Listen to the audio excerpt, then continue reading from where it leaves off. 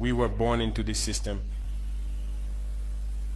But that's not what can allow Burkina to thrive. Because in this situation, there are only two cases. Either we accept to fight, or we remain slaves forever.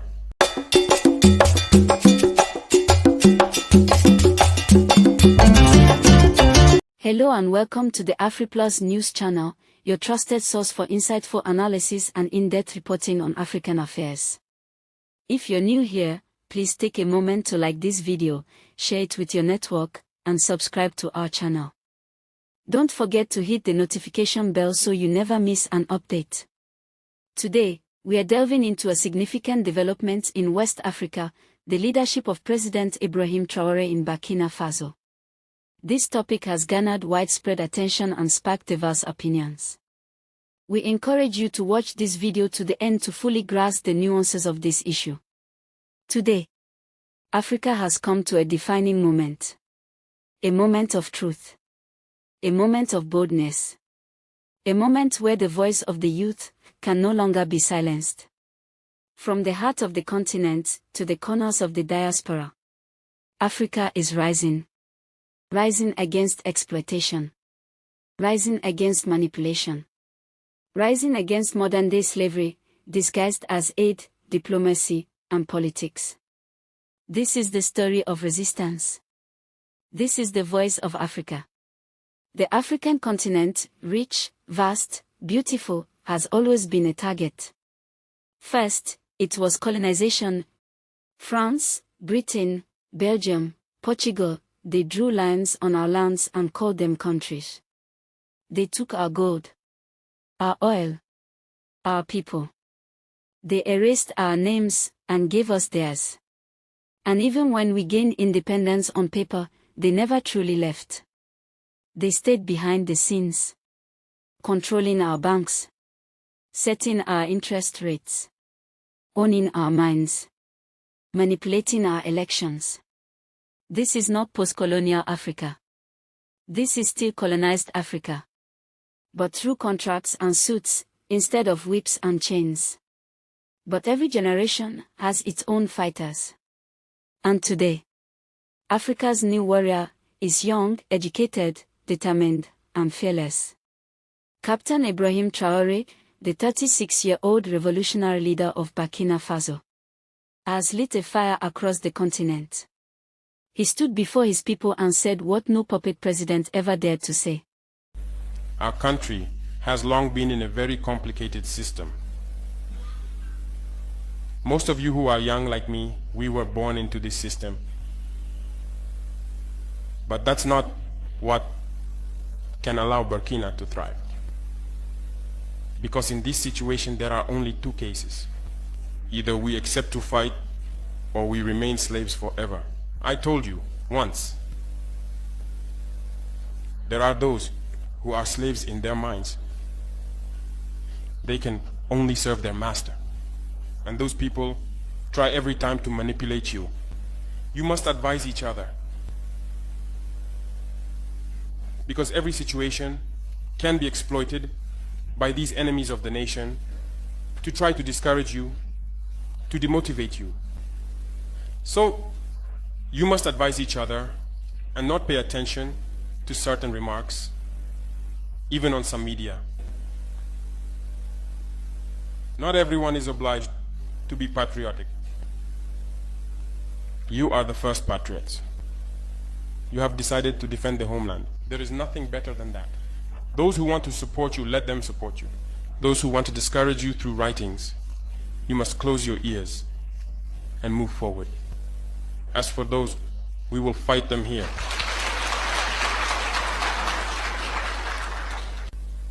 So, we must remember something. Recently, there is a so-called NGO. It's not even an NGO. Because NGO stands for non-governmental organization. They are not non-governmental because they are funded by a federal budget, by a state. This so-called NGO produces reports claiming that the FDS and the VDP commit abuses. It went in here, it came out there. It's to tarnish your morale. It's to scare you, to prevent you from being able to fight. No, Moreover, we are going to file a complaint against this NGO because people need to understand something. What is happening to us here? It's true that they have manipulated part of our populations in the Sahel here, but they didn't have that kind of weaponry. What brought such significant weaponry into their ranks? It's Libya. Who destroyed Libya? It's this NGO, the same NGO that made false reports and gave them to those who wanted to create a rebellion so that people would intervene and overthrow Gaddafi. And the powder keg ended up being poured into the Sahel. These millions of lives that have been taken in the Sahel, we must file a complaint against this NGO because it is responsible for these false reports it made to support this thesis of attacking Libya. They have no moral lessons to give us. Look at the world. Let them go defend human rights all over the world first before coming here. We are fortunate to have similar situations. In this world, you voluntarily committed yourselves. There are countries where people are forcibly taken, killed. You leave or you die. Others, even while trying to flee, end up dying. They don't talk about human rights because these people see us as subhumans. They see us as slaves. That's how it is in their minds. They have never changed their mindset, but it's up to us to show them that we are not slaves and we will never accept this state of affairs.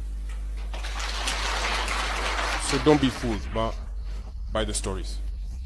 They tell to anyone who will listen. You must stay focused on your fight. Stay focused. We know what we are doing. And even now, the VTP commander told me that there is a human rights training session underway for group leaders and their deputies. If we make efforts, we know it's for ourselves. We no longer do things to please someone else. We do it for our homeland. And you are committed to that. Defend your homeland. Do not listen to those individuals. They should not affect your morale.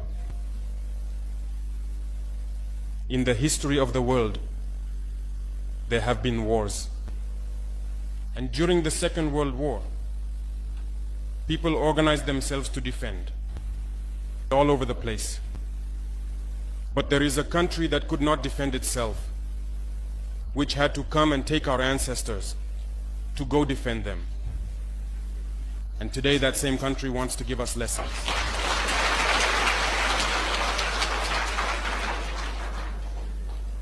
The pot calling the kettle black. No. You are the descendants of those same ancestors who went to defend others, who liberated the world from Nazism. Today you are fighting for your lands. These same individuals dare to create terms to tarnish you. We oppose this. We will never agree. Continue to defend your lands. It is your wealth that interests these people.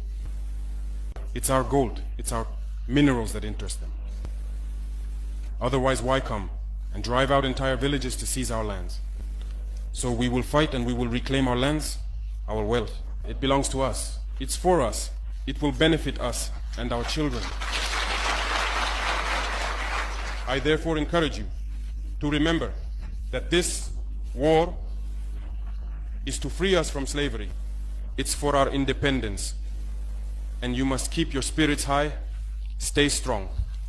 Never give in to manipulators, to those individuals who no longer understand the notion of homeland, or to those people who come from outside to try to subdue us through their terms they invented and their organizations they created to enslave us. Fight, move forward, do everything you can.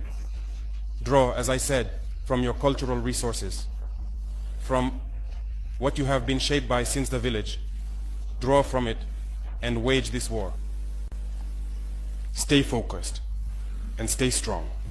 Africa must be free from Western control. France must leave. Africa must own its future. He removed French military bases. He rejected neocolonial influence. He turned to his people and asked, "Do you want freedom or fear?" And the people chose freedom. Today, millions of young Africans see themselves in him. They are saying, "Enough is enough. No more French franc. No more IMF chains. No more American puppets. We are the future. And we refuse to inherit chains." But let's not be fooled. The West is not watching silently. They still want control through manipulation. They use their media to call freedom fighters dictators. They spread fake news. They create chaos. Then blame Africans for it. They install leaders who are too old to think, too weak to act. Some African presidents today are over 80. Some can't even stand for long. Some can't finish a speech. Some are battling strokes. But they remain in power. Why? Because that's what the West wants. They want leaders who are silent. Leaders who obey. Leaders who sign deals that sell out their people. This is not a coincidence. This is a strategy. But this generation is different. The African youth are not blind. They are not afraid. And they are definitely not silent. They are reading. They are organizing. They are uniting. From Nigeria to Mali. From Congo to South Africa. From Ghana to Sudan. They are saying, "Africa belongs to us." They are using social media. They are using music. They are using protest. They are using power. They are rejecting Western-funded NGOs that lie to them. They are rejecting foreign missionaries who preach obedience, but not liberation. They are rejecting poverty, because they now see the truth.